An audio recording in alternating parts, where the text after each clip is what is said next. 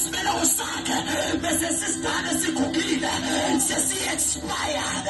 But of isimela kwesi-expired, out of isimela ngesigugile, God fulfilled his will because he is not a man that he should lie, neither a son of man that he should repent. Usarai watatazela what were Abraham nasi sipiluha kaya kena muso kubukulukula ngipho mntwana Abraham ongena kusona kwazali indodana yoqala kodwa engasuki from the promise, engasuki from the prophecy, engasuki kwisethembiso. Lithi iBhayibheli wazala uIshmael. Ishmael was the fruit of the flesh, not the fruit of the spirit.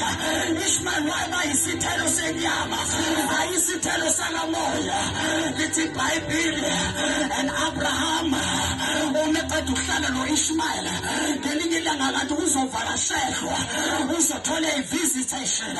Kuthiwa kwehlindi loseyintathu zafika ku-Abraham zathi tell your wife Sarah ukuthi this time next year uzokuzala anesabele kumntwana.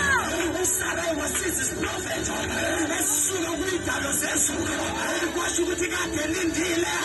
Lithi iBhayibheli wahleka enhliziyweni yakhe wathi sengimdala kangaka uJehova uzohambela kanjani ngoba isimela kwasamasibambe nekhehle selindala kanakazi ukuthi this one is on call.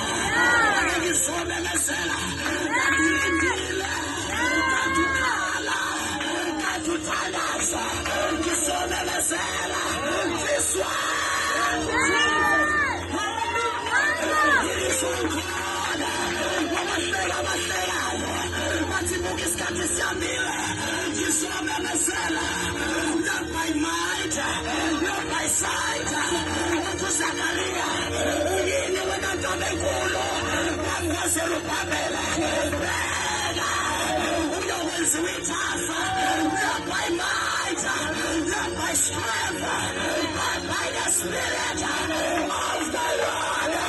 This one is on God. Shout hallelujah. Usarai wathi nisethembiso sokuthi